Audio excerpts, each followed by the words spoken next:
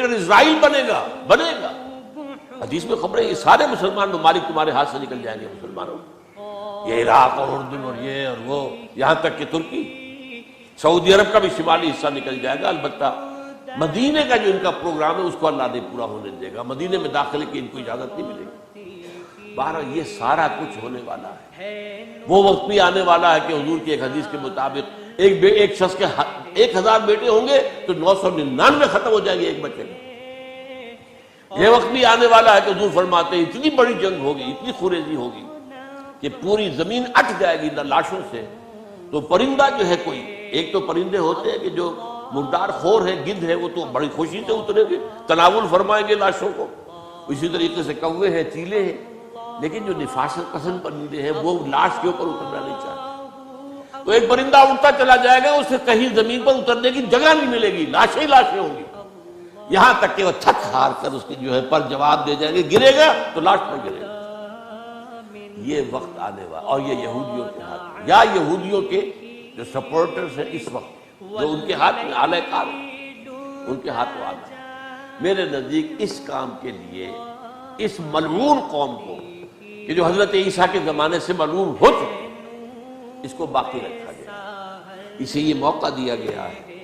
اس نے اسرائیل بنا لیا ہے، تقریباً 2000 سال کے بعد وہ دوبارہ آ کر آباد ہوئے اس سرزمین میں جہاں سے نکال دیے گئے تھے 70 عیسوی کے اندر۔ یہ سارا کچھ کیوں ہو رہا ہے؟ ان کا یہ استثناء کیوں کیا گیا؟ یہ بڑی تلخ بات ہے، یہ یاد کر لیجیے، کیونکہ یا تو قوم اسی وقت ہلاک کر دی جاتی جیسا کہ ہوا قوم نوح، قوم ہود، قوم عاد، قوم ثمود، قوم شعیب، یہ ہوا کیوں ہوا؟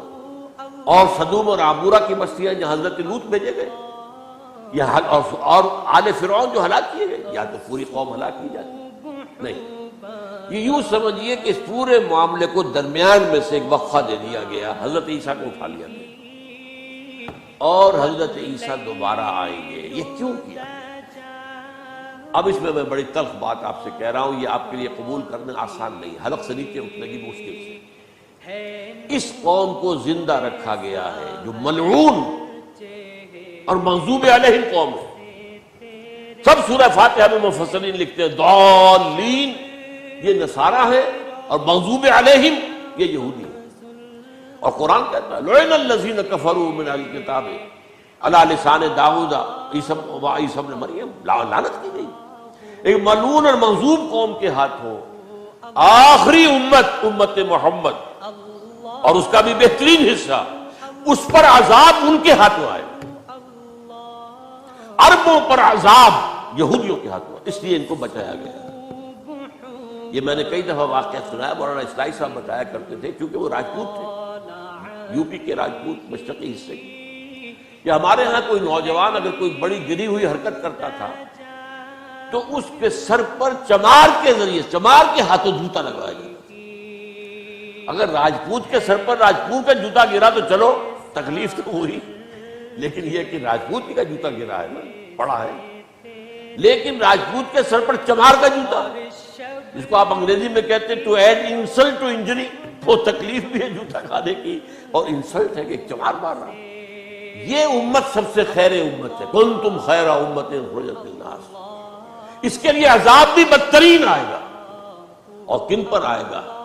اس امت کا جو اصل نیوکلیس ہے عرب، جس کے بارے میں حضور کی حدیث موجود ہے ویل للعرب، عرب کے لیے بہت بڑی ہلاکت، اور آج ہماری نظر میں آ رہا ہے وہ ملعون اور مغضوب علیہم قوم، ان کے سینے کے اندر خنجر کی طرح بھونکی گئی ہے، اور 30 کروڑ کے قریب عرب بے حمیتی، بے غیرتی، بزدلی، کمزوری، ذلت، مسکنت کی مثال بنے ہوئے۔ کوئی بول سکتا ہے اس اسرائیل کے خلاف؟ کوئی بول سکتا ہے؟